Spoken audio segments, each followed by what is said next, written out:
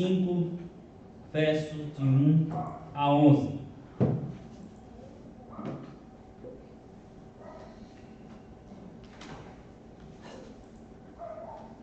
Romanos 5, de 1 a 11.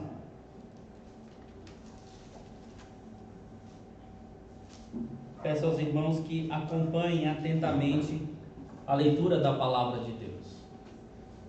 Diz assim: justificados, pois, mediante a fé, temos paz com Deus, por meio do nosso Senhor Jesus Cristo, por intermédio de quem tivemos igualmente acesso, pela fé, a esta graça, na qual estamos firmes, e gloriamo-nos na esperança da glória de Deus. E não somente isto, mas também nos gloriamos nas próprias tribulações, sabendo que a tribulação produz perseverança, e a perseverança produz experiência, e a experiência, esperança. Ora, a esperança não confunde, porque o amor de Deus é derramado em nosso coração pelo Espírito Santo que nos foi outorgado. Porque Cristo, quando nós ainda éramos fracos, morreu a seu tempo pelos ímpios. Dificilmente alguém morreria por um justo, pois poderá ser que pelo bom alguém se anime a morrer. Mas Deus prova o seu próprio amor para conosco pelo fato de ter Cristo morrido por nós, sendo nós ainda pecadores. Logo, muito mais agora, sendo justificados pelo seu sangue, seremos salvos por ele da ira. Porque se nós, quando inimigos, fomos reconciliados com Deus mediante a morte do seu Filho, muito mais, estando já reconciliados, seremos salvos pela sua vida. E não apenas isso, mas também nos gloriamos em Deus por nosso Senhor Jesus Cristo, por intermédio de quem recebemos agora a reconciliação. Vamos falar com Deus mais uma vez, queridos. Vamos falar com o nosso Senhor, pedindo a Ele que ilumine a nossa mente por meio do Espírito, para que possamos então compreender a sua palavra. Ó Deus soberano, pelos nossos méritos, como já aprendemos, não poderíamos ter livre acesso à tua palavra, ao conhecimento fiel da tua palavra. Mas em Cristo nos foi dada essa dádiva, e é o teu Espírito Santo que a aplica no nosso coração. É o teu Espírito Santo que ilumina a nossa mente para que entendamos as tuas verdades. Ó Deus, por isso nós te suplicamos que nesta noite o Senhor venha nos ensinar mais acerca de ti, mais da tua obra, mais de Cristo, mais do Espírito, mais da Trindade. Deus, que os nossos pensamentos avulsos, o nosso coração que tenta tirar o foco da tua palavra, possam ser fixados nos ensinamentos desta noite. Mas como já dizemos e repetimos, não por meio do pregador, Senhor, que é falho, que é pecador, que é pequeno, mas por meio do teu Espírito Santo. Ensina-nos, prende a nossa mente, reaviva o nosso coração, fortalece-nos e alegra-nos na tua palavra, ensinando-nos que por sermos justificados com o Senhor, temos muitos benefícios. Não benefícios passageiros como temos nesta vida, mas benefícios eternos, que nos dá certeza do teu amor e da tua misericórdia por nós. Assim nós oramos, em nome de Cristo Jesus. Amém. Amados, há um seriado que eu gosto bastante, que mostra o dia a dia, a vida de alguns advogados. E algo fica muito evidente quando se assiste capítulo por capítulo, que é após de um julgamento, após algo que foi vencido, após uma testemunha ter sido inocentada, sempre se procura os benefícios dessas vitórias. Seja por meio de quem acusou, ou seja por meio daquilo que acontece em todo o trâmite do julgamento em si. E assim também é com outras coisas na vida. Por exemplo, quando nós recebemos propostas de emprego ou coisas do tipo, nós também sempre procuramos saber quais são os benefícios. E de maneira nenhuma, queridos, é diferente também com a certeza da justificação em Cristo Jesus.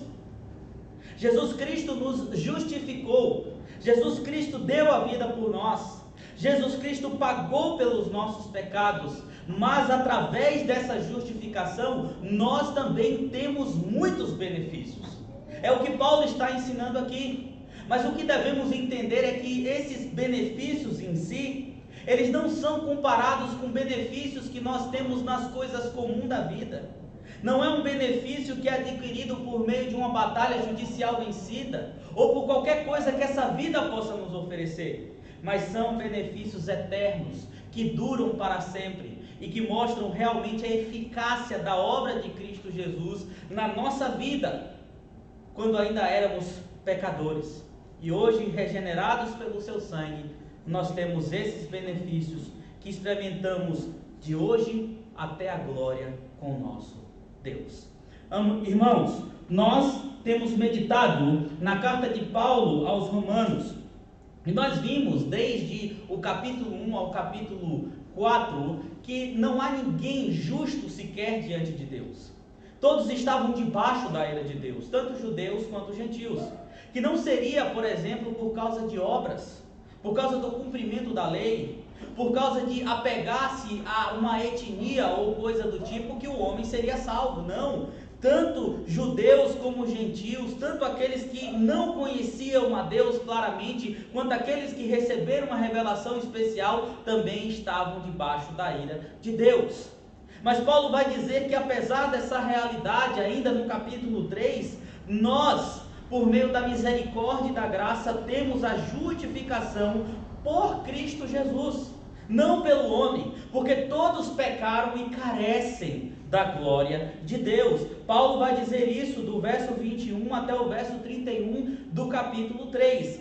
Paulo então entra no capítulo 4 mostrando algumas possíveis objeções, porque os judeus, por exemplo, achavam que Abraão tinha sido justificado pelas suas obras, porque cumpria a lei, que as promessas haviam sido dadas a Abraão, porque Abraão tinha algo a oferecer a Deus. Mas Paulo também quebra isso, dizendo que tudo é pela graça. E agora, irmãos, do capítulo 5, 1 até o capítulo 8, 39, Paulo começa uma segunda fase na carta aos Romanos, onde mostrará o impacto do Evangelho na vida daqueles que foram justificados mediante a fé, mediante a obra de Jesus Cristo.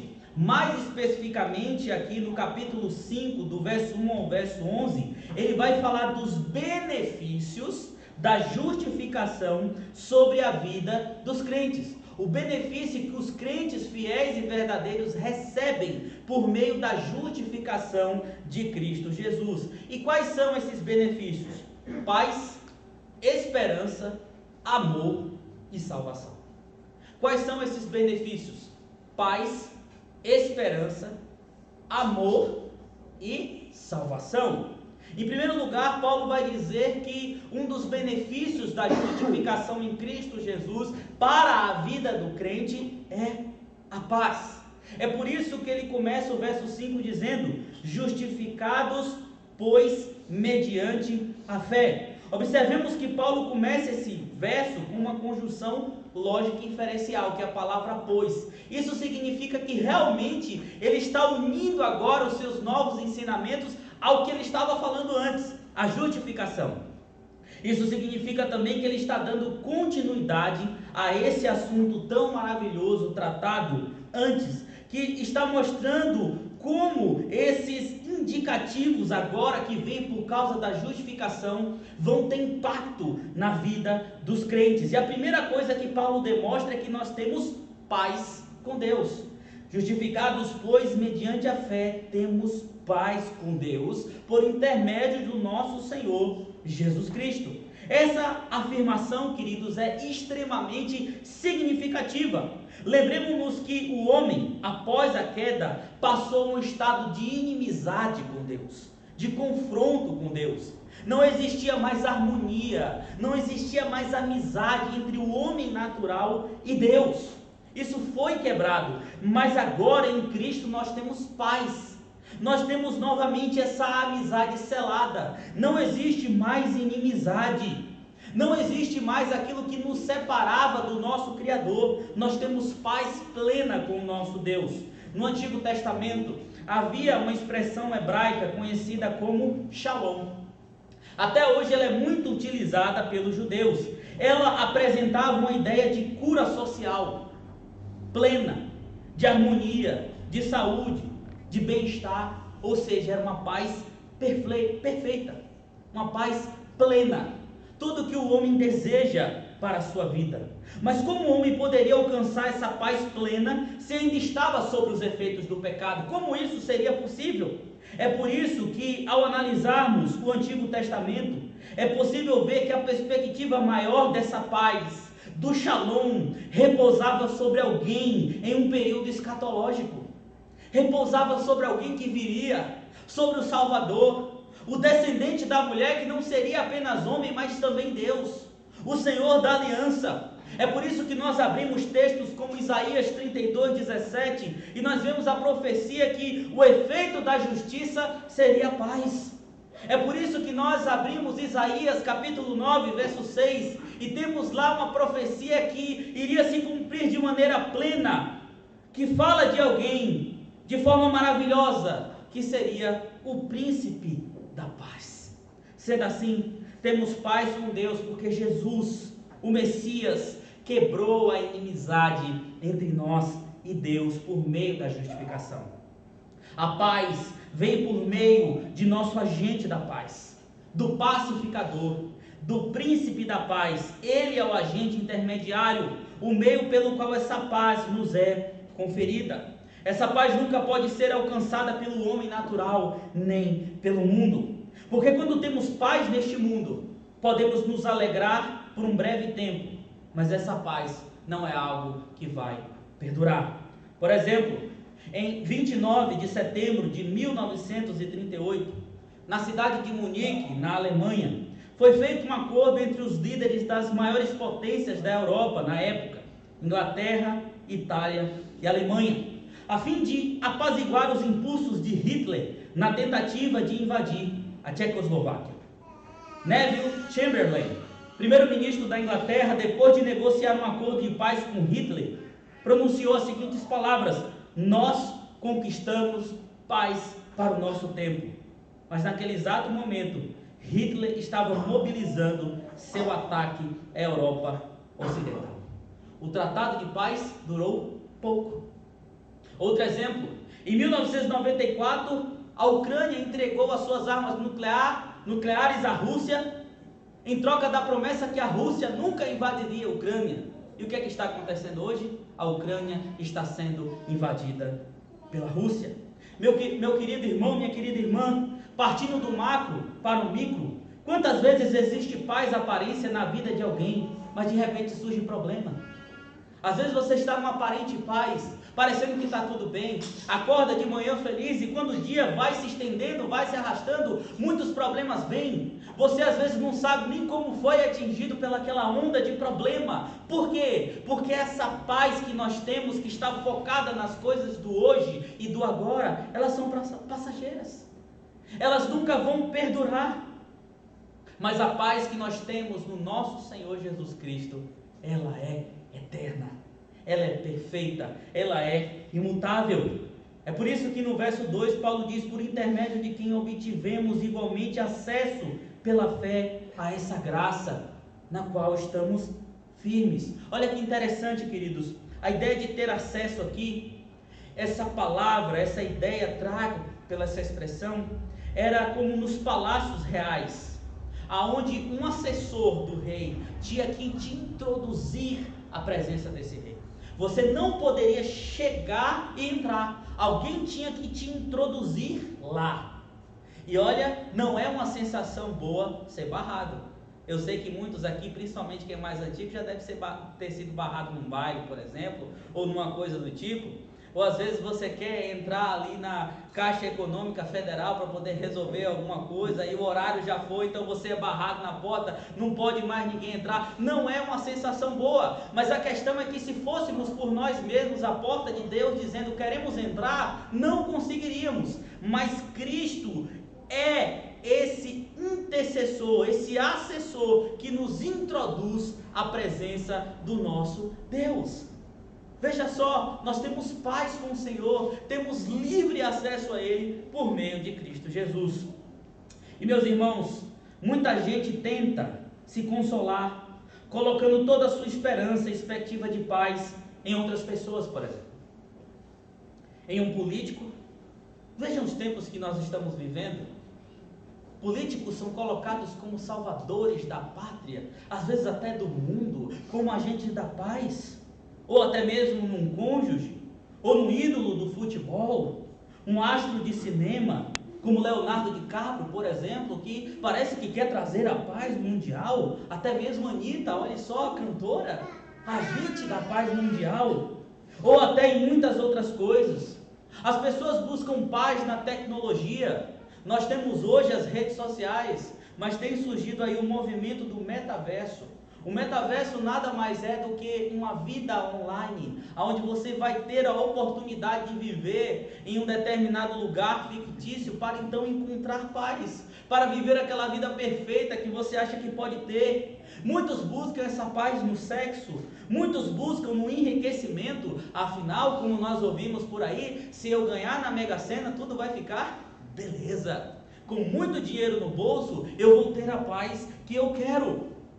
Outros no conhecimento, outros na cultura, outros dizem que é por meio da educação. As pessoas, queridos, procuram deuses para consolar os seus corações, a fim de achar essa paz. Mas somente quem foi justificado por Deus, mediante a fé, experimenta a paz verdadeira, o acesso a nada pode substituir isso. Tudo mais é pura ilusão. E meus irmãos, aos que dizem que sua consciência está em paz com Deus, sugiro que examine cuidadosamente e façam a si essa pergunta: no que é baseada essa certeza ou essa sensação de paz no coração? Muitas vezes ela pode ser enganosa. Quantos crentes estão aí em pecado? Quantos crentes estão fazendo coisa errada, vivendo apenas por capa, com máscaras, e parecem estar em paz, parece que está tudo bem? Certa vez alguém disse que o inimigo nunca vai se preocupar com aquele que está debaixo das suas influências. Essa paz que existe no coração de muitos pode ser uma paz falsa, uma paz pecaminosa e insustentável. E será, queridos, que a resposta está baseado também no fato de ter paz por algo que você faz? Por um bem que você se sente melhor em fazer? Por se esforçar em fazer o certo? Nada disso pode trazer paz verdadeira. São bases falsas. Nenhuma delas pode trazer paz com Deus.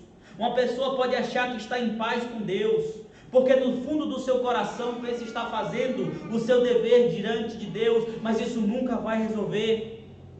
E queridos, aos que estão num grande conflito, sofrendo às vezes com depressão, sofrendo com angústias, sofrendo com coisas que muitas vezes tiram a sua paz, com medo de viver, sem vontade de viver, sem conseguir enxergar a luz no fim do túnel.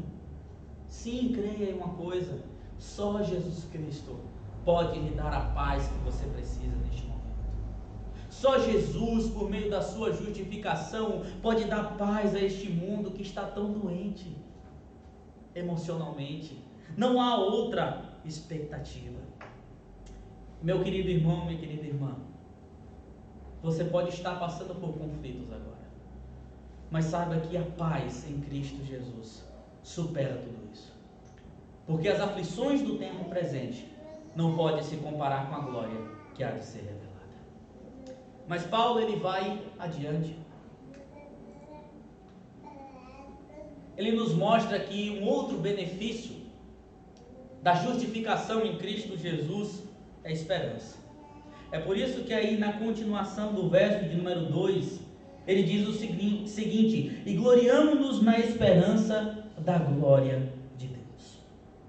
Qual é o maior motivo de orgulho da tua vida? Você que está presente aqui nesta noite.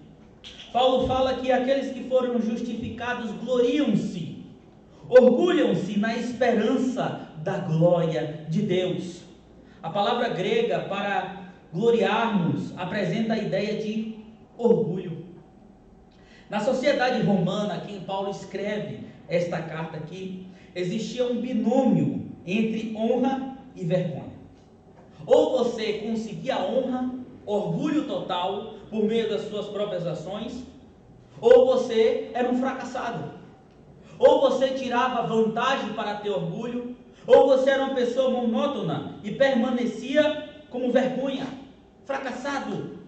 O Evangelho muda esse conceito de honra, pois é algo que não vem de coisas que pertencem a nós, mas é algo externo. O Evangelho mostra que nós não somos capazes de ter honra diante de Deus, mas em Cristo Jesus ter honra é uma realidade. E nós nos orgulhamos pelo que Cristo fez por nós, mas nos orgulhamos, conforme nos diz o texto, na esperança.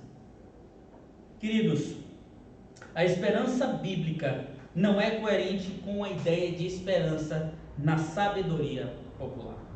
Para muitos, a esperança hoje é a ausência de problema no futuro.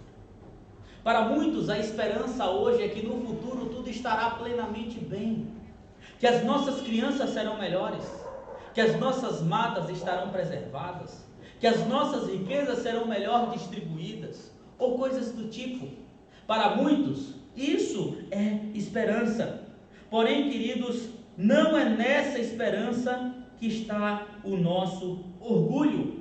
A nossa esperança, a esperança bíblica, é uma esperança que é a certeza do que Deus prometeu e irá cumprir pelo seu povo.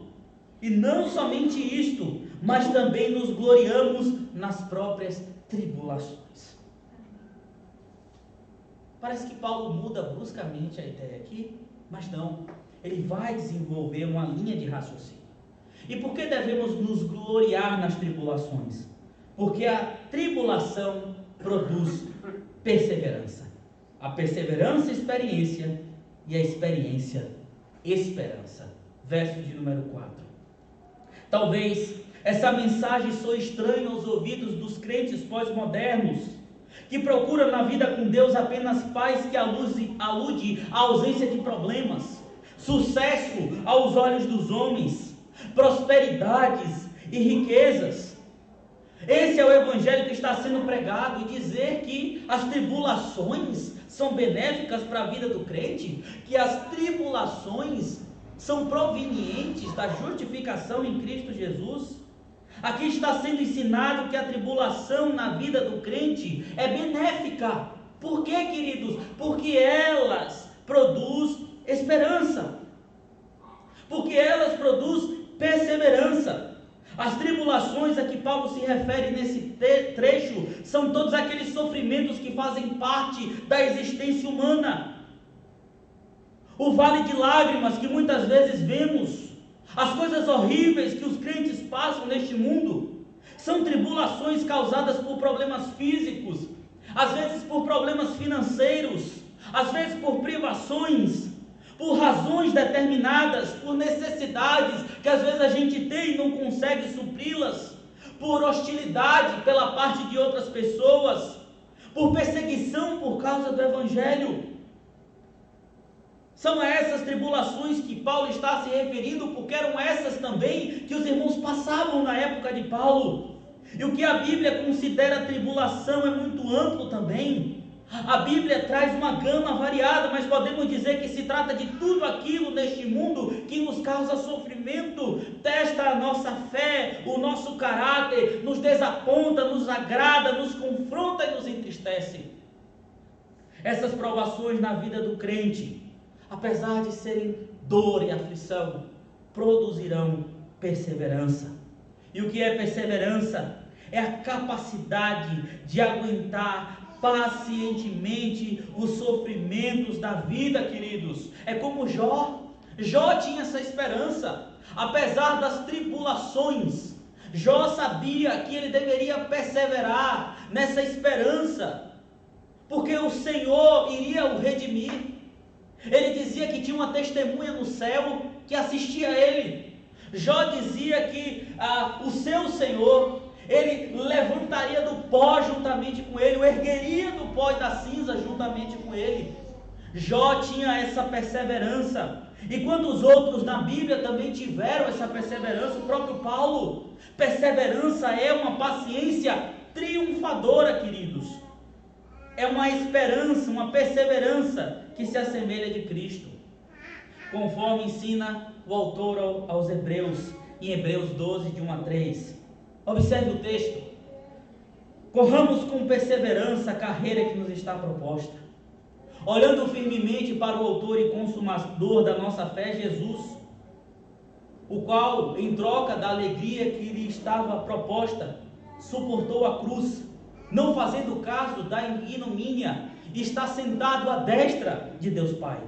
Considerai, pois, atentamente aquele que suportou tamanha oposição dos pecadores contra si mesmo, para que não vos fatigueis, desmaiando em vossa alma. Perseverança teve o nosso Senhor Jesus Cristo. Ele é o nosso maior exemplo de perseverança. E não é que Deus não se importe com a sua dor, não é isso, com a minha dor, mas é que isso contribui para que você e eu estejamos mais perto dele, para que possamos conhecê-lo mais, para que possamos aprender dele e viver para a glória dele. A tribulação vinda de Deus é pedagógica. Veja o que o salmista disse no Salmo 119, 71. Foi-me bom ter passado por aflição, porque aprendesse os seus decretos.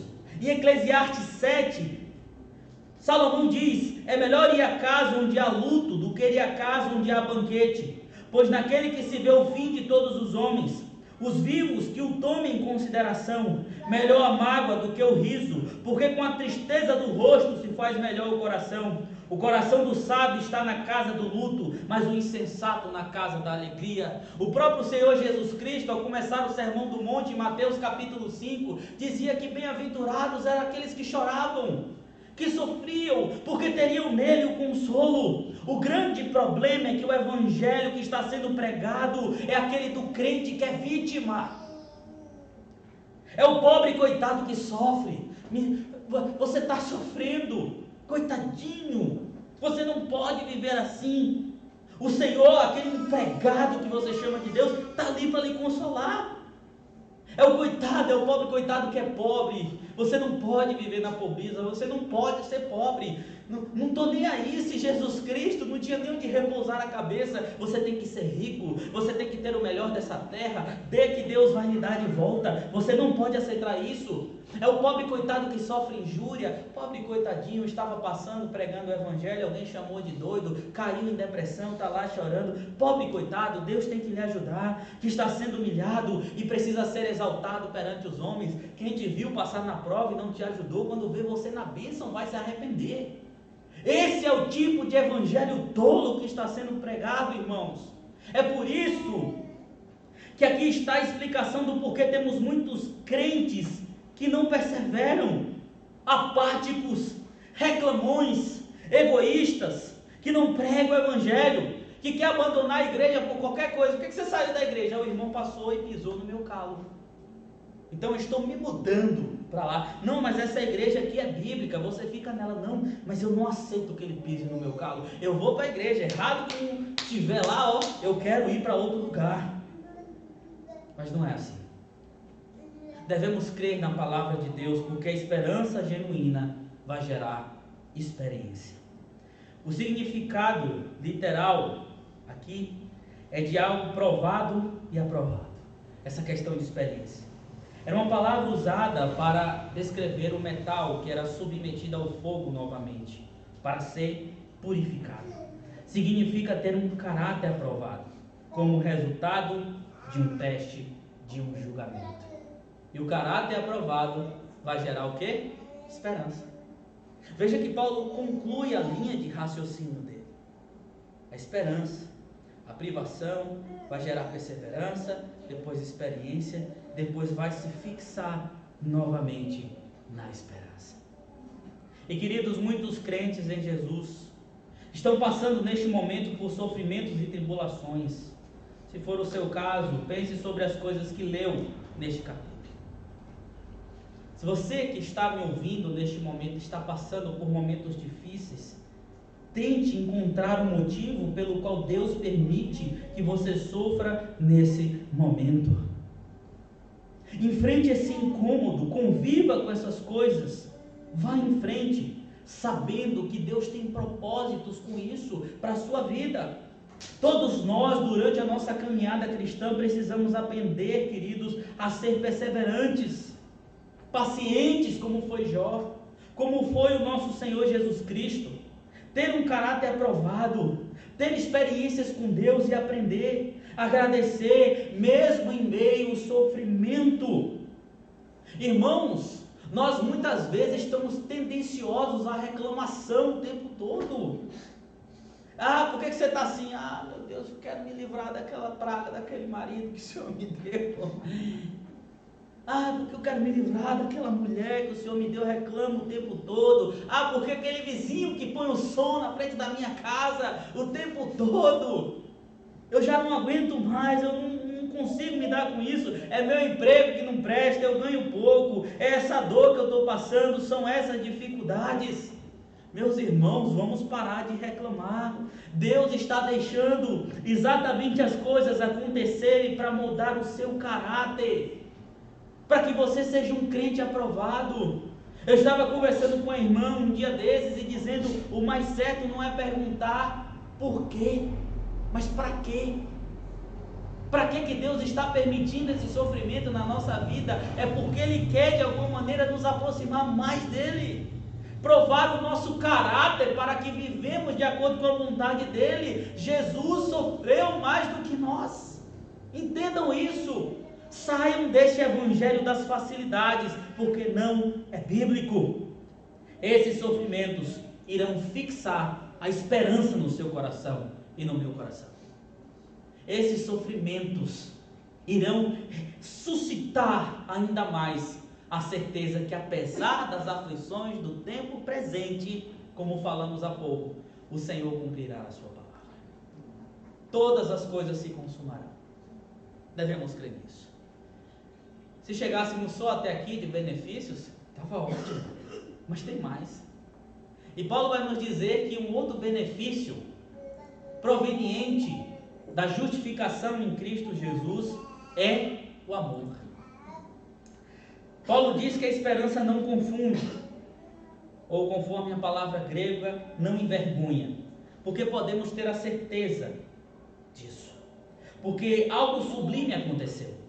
O amor de Deus foi derramado. A ideia aqui é de ser colocado abundantemente em nosso coração por meio do Espírito Santo do Senhor. Assim como o Espírito Santo foi derramado sobre a igreja no Pentecoste, o amor de Deus é derramado na vida daqueles que são justificados. Não é por acaso que tanto o amor de Deus quanto o Espírito Santo sejam mencionados pela primeira vez agora nesta epístola de Paulo, pois apenas o Espírito pode comunicar-nos o sentimento do amor de Deus. Homens falam do amor de Deus, Deus é amor. Homens falam da dádiva, da morte de Cristo Jesus, mas nunca realmente serão atingidos, nunca realmente serão contagiados, até que o Espírito Santo de Deus adentre os seus corações. E Paulo vai relacionar a certeza desse amor divino à morte de Cristo Jesus. Verso 6.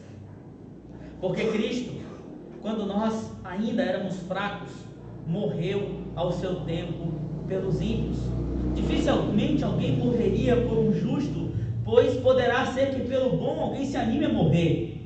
Mas Deus prova o seu próprio amor para conosco, pelo fato de ter Cristo morrido por nós, sendo nós ainda pecadores. Paulo vai relacionar a certeza do amor à morte de Cristo, que aconteceu quando ainda éramos pecadores. quando ainda éramos ímpios. Imagine alguém que te ofende, alguém que te faz mal, alguém que não respeita os seus decretos, ser amado antes mesmo da sua existência, antes mesmo de vir à existência. Mas o Senhor nos amou antes do nosso nascimento, antes da nossa vida. Efésios capítulo 2, por causa do grande amor que nos amou, estando nós mortos dos nossos delitos e pecados, nos deu vida com Cristo. Pode existir prova de amor melhor do que essa? Pode existir algum benefício melhor do que esse? E queridos, não há como não nos lembrar de João capítulo 3, verso 16. Porque Deus amou o mundo de tal maneira que deu o seu Filho unigênito, para que todo aquele que nele crê não pereça, mas tenha a vida eterna. Observem, alguém disse certa vez: a mais bela carta de amor foi feita na cruz, escrita por pregos em letras de sangue. A cruz define o que as Escrituras querem dizer acerca do amor, como disse João também na sua primeira epístola, no capítulo 3. O próprio Jesus disse em João 15:13: ninguém tem mais amor do que este, de dar a alguém a própria vida em favor dos seus amigos. O amor é a colocação voluntária do bem-estar dos outros à frente da sua. Porque Jesus, mesmo sendo Deus, não considerou ser igual a Deus, antes a si mesmo se esvaziou, assumindo a forma de servo e sendo fiel até a morte e morte de cruz, para demonstrar esse amor para conosco. Quem somos nós para que o Deus Todo-Poderoso encarnasse e demonstrasse o seu amor por nós na cruz do Calvário? Não é sentimento, é ação, é verdade na prática. Deus é amor, e importa que os seus adoradores venham adorá-lo com amor também, viver com amor também. Porque, queridos, esse amor foi demonstrado por nós, e nós também devemos amar o nosso Deus acima de todas as coisas. O fato de Deus ser amor determina o objetivo em que toda a história redentora se move. E meus irmãos, há também os que já creem em Jesus Cristo como seu único e verdadeiro Salvador, mas que estão passando por dúvidas e questionamentos em relação ao amor de Deus. Será que realmente Deus me ama? Se você se sente inclinado a desenvolver esse pensamento, sugiro que pare de medir o amor de Deus usando referências humanas. Porque muitos hoje falam de amor querendo que as outras pessoas façam tudo umas pelas outras, aceitem tudo, dê o melhor de tudo. Mas o que nós devemos fazer é medir o amor de Deus olhando para a cruz. Aquela sim foi a maior prova de amor. Meus irmãos, nós não devemos querer a forma de amor deste mundo, está banalizado. É melhor entrar no reino de Deus feio, pobre, solteiro, sem um braço, sem uma perna, às vezes sem saúde, mas entrar de fato agarrados neste amor que redime a nossa vida. A cruz que mostra o amor de Deus por você, não as bênçãos e o conforto deste mundo, é a cruz de Cristo. Até porque há ímpios e maus que têm todas essas coisas. Não meça o amor de Deus pelo critério dessas pessoas, porque Deus prova o seu amor para conosco, pelo fato de ter Cristo morrido por nós, sendo ainda pecadores. Se você é uma pessoa que procura amor verdadeiro, só o amor de Deus suprirá as suas expectativas. Há pessoas que se sentem como aquelas que precisam ser amadas de alguma forma. Mas creiam, queridos, só o amor de Deus pode realmente trazer aquilo que o homem precisa. Não é um cônjuge, um namorado, um relacionamento, um amigo, fazer o que quer no seu coração, viver todas as formas de amor, como disse o poeta Lulu Santos. Não é isso. É viver pelo amor de Cristo Jesus. Esse sim é um amor eficaz. Mas ainda tem mais coisa. É de tirar o fôlego do pregador, mas a gente fica feliz por isso. Um outro benefício da justificação em Cristo é a salvação. Meus irmãos, Se Deus demonstrou o seu amor dando o seu próprio Filho quando éramos ímpios, muito mais agora, já que somos justificados pelo seu sangue, seremos libertos da ira. É o que Paulo fala a partir do verso de número 9. O verso de número 9, o verso de número 10, contém um argumento a fortiori, que em latim significa causa de uma razão mais forte. Ou seja, se uma coisa é verdadeira, quanto mais será outra. Se já fomos justificados pelo sangue de Cristo, com certeza seremos salvos da ira de Deus, do dia do juízo. E que ira, meus irmãos? Que ira é essa? É a ira justa de Deus contra os pecadores. Paulo fala até o capítulo 3 que todos estavam debaixo da ira de Deus, mas Cristo apaziguou essa ira. No Antigo Testamento, todos os sacrifícios oferecidos pelo pecado do povo era para apaziguar a ira de Deus de maneira temporária. Mas Jesus Cristo, de uma vez por todas, como ele disse na cruz, tetelestai, está consumado. Ele apaziguou de uma vez por todas a ira de Deus. Agora somos justificados pelo seu sangue e salvos da condenação. Muitos crentes equivocadamente pensam que primeiro estão salvos do inferno. Não, isso não é verdade, pois o inferno é consequência da ira de Deus. Nós fomos salvos da ira do próprio Deus em primeiro lugar, mas já estamos reconciliados com Deus, por isso temos a certeza da reconciliação e da salvação perene com nosso Deus. Vejam que dos versos 10 a 11, a ideia de reconciliação aparece 3 vezes. Falamos há alguns sermões que no Antigo Testamento havia 2 ideias de justiça.